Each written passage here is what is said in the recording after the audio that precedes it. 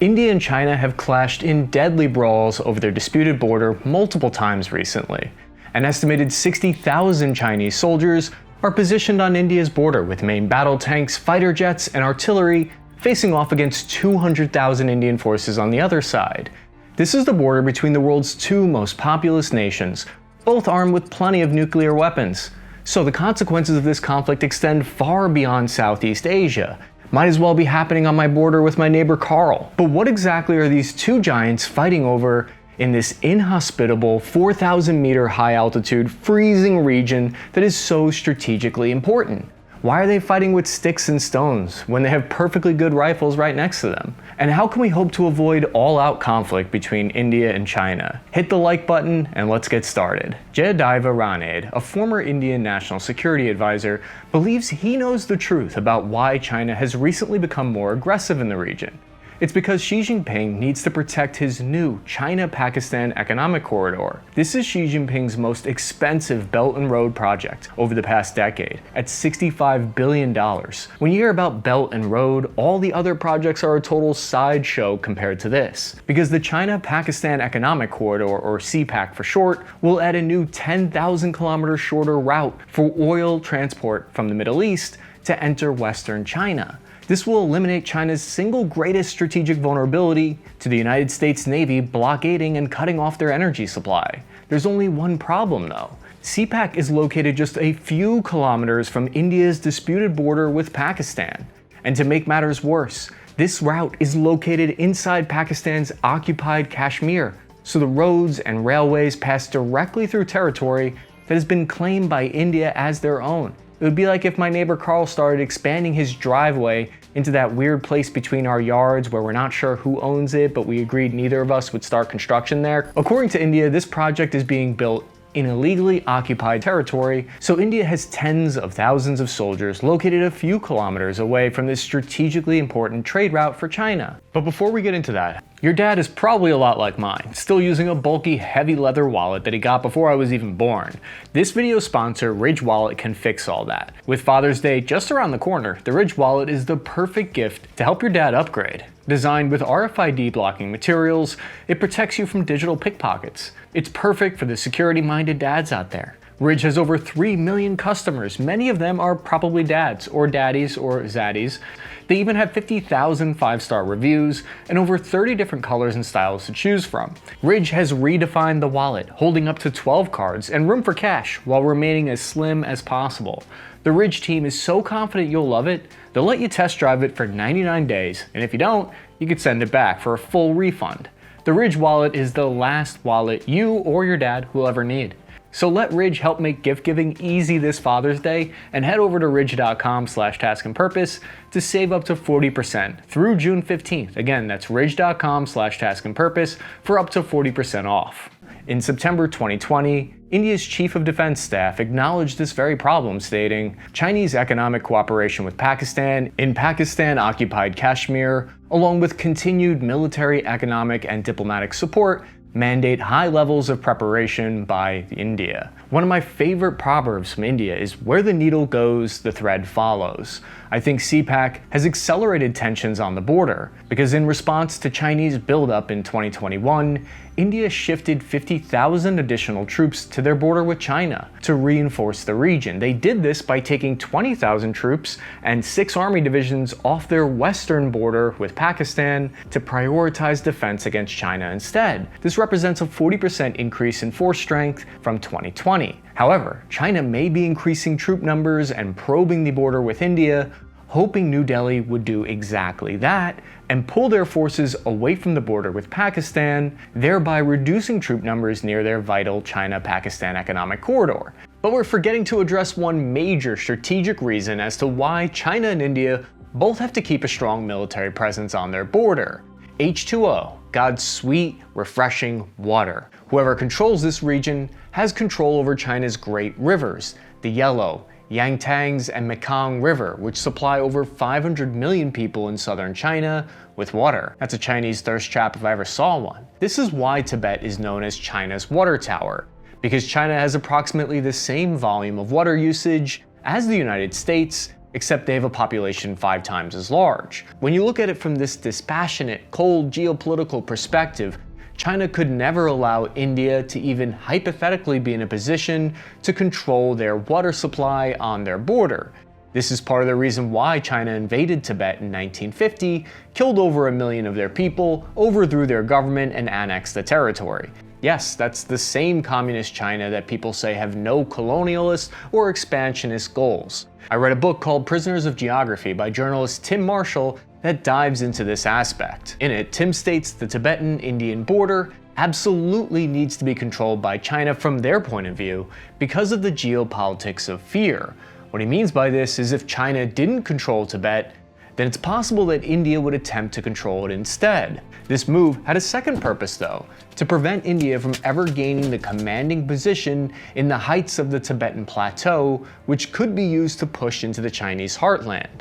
Setting aside the ethics of China's invasion of Tibet, just for a moment, this is the reality of the situation at the India-China border from a geographic point of view. Nature and geography always have a say in the way nations behave, which is not to say it justifies it, it just helps explain it. When we look at it from this point of view, it doesn't matter if India ever intends or even wants to cut off China's river supply of water, it only matters that China prevents India from ever even having that option. Control over the resource of water helps explain why India and China have a combined 250,000 soldiers freezing in the remote Himalayan mountains every day. India seeks to prevent China from weaponizing their control of water. Both India and China have economic growth and massive populations that put stress on their water supply. There are 2 major rivers, the Brahmaputra and the Yarlung Tsangpo, which cross their disputed border that they share. I think I pronounced those rivers better than I did nuclear. Nuclear? The Tibetan Plateau supplies 1/5 of the world's population with water. 718 billion cubic meters of surface water flows out of the Tibetan Plateau controlled by China.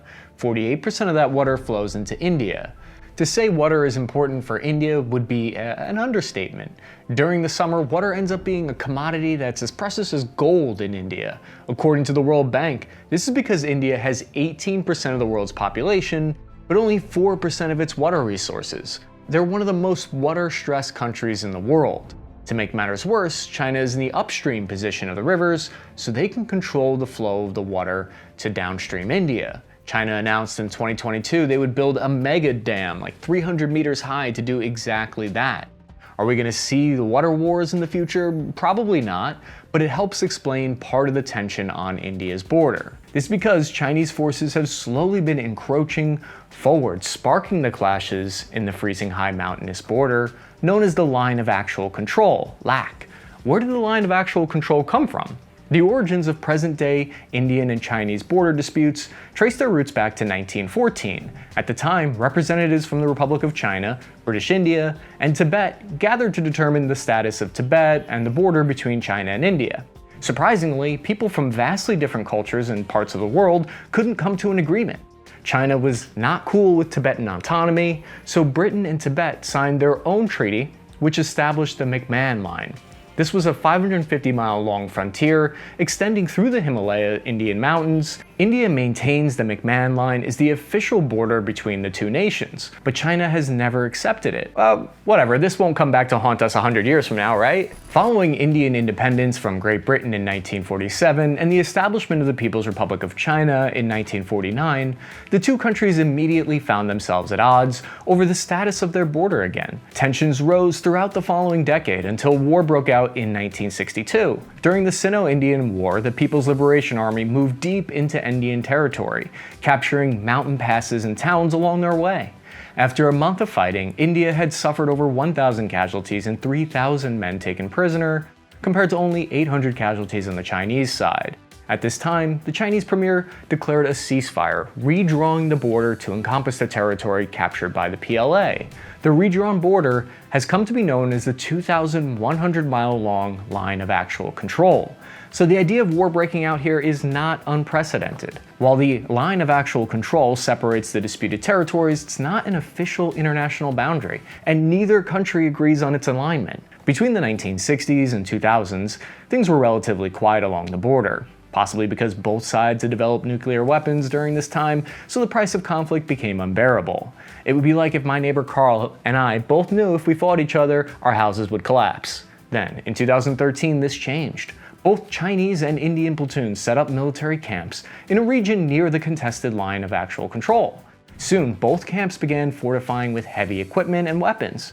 In 2017, as part of the Belt and Road Initiative, China sought to build a highway in India's ally and neighbor, Bhutan. The small nation of Bhutan has less than 1 million population. Nevertheless, they're a very strategically important and major ally for India. If China grows their influence here in Bhutan, it would give them a strategic advantage by encircling India with allies from all sides. India considers Bhutan as an important buffer state that should remain neutral. So any Chinese construction and activity here will be seen with skepticism by India. India fears growing Chinese expansionism, and so Indian forces operating bulldozers confronted the Chinese with intent of destroying this road. Aside from rocks being hurled back and forth, the two countries agreed to withdraw from the area, subsequently ending Chinese troops' construction on the road to Bhutan. Then, in May 2020, things once again became violent at the line of actual control. But why does this look like a scene from the 1400s, not modern day?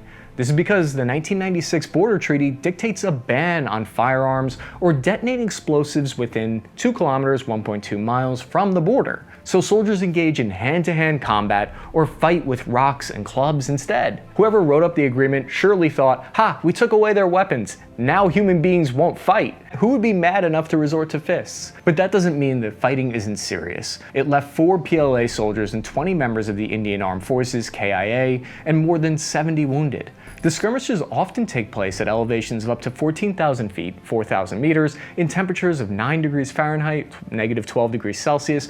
Fighting in the Himalayan mountains is utterly brutal, one of the harshest environments on Earth. But because of their strategic importance of this region, both countries have sent in thousands of reinforcements along the inhospitable border. So infantry fistfight while 2 kilometers back they have all their rifles, ammo, tank, and artillery just waiting for them in case things escalate. In December 2022, the United States military even allegedly got involved in a clash that sent Chinese forces retreating. A recent piece of information was brought to my attention by Robert Morris, former attorney, behind the YouTube channel Mo Freedom Foundation.